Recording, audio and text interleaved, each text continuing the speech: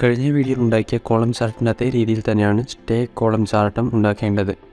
ഈ ചാർട്ട് ആവശ്യമായ ഡാറ്റ എങ്ങനെയാണ് ലോഡ് ചെയ്തതെന്നറിയാൻ മുൻപിലത്തെ വീഡിയോ കാണുക.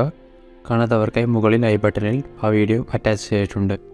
സ്റ്റേ കോളം ചാർട്ട് ഉണ്ടാക്കാനായി വിഷ്വലൈസേഷൻ പാനലിൽ നിന്നും സ്റ്റേ കോളം ചാർട്ട് സെലക്ട് ചെയ്ത് വെച്ചിട്ടുണ്ട്. ഈ ചാർട്ട് ടൈറ്റിൽ കൊടുക്കുവാനായി മുകളിലത്തെ ബാനറിൽ നിന്നും ടെക്സ്റ്റ് ബോക്സ് ക്ലിക്ക് ചെയ്ത് അത് ടോപ്പിൽ അഡ്ജസ്റ്റ് ചെയ്ത് വെച്ചിട്ടുണ്ട്.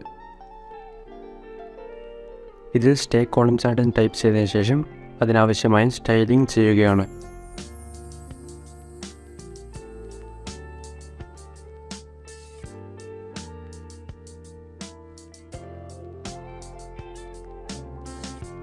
കോളം ചാർട്ട് ഉണ്ടാക്കിയതുപോലെ സ്റ്റേ കോളം ചാർട്ട് ഉണ്ടാക്കാൻ എക്സ് ആക്സിസിലേക്ക് സബ് കാറ്റഗറി, വൈ ആക്സിസിലേക്ക് സെയിൽസും ഡ്രാഗ് ആൻഡ് ഡ്രോപ്പ് ചെയ്ത് വെച്ചിട്ടുണ്ട്. ഈ രണ്ട് ചാർട്ടും തമ്മിലുള്ള ഏക വ്യത്യാസം എന്തെന്നാൽ അത് ലെജൻസ് ആണ്. ലെജൻസിലേക്ക് റീജിയൻ ഡ്രാഗ് ആൻഡ് ഡ്രോപ്പ് ചെയ്യുന്ന സമയത്ത് നമുക്ക് കാണാൻ കഴിയും ഓരോ ബാറും സ്പ്ലിറ്റ് ആവുന്നത്.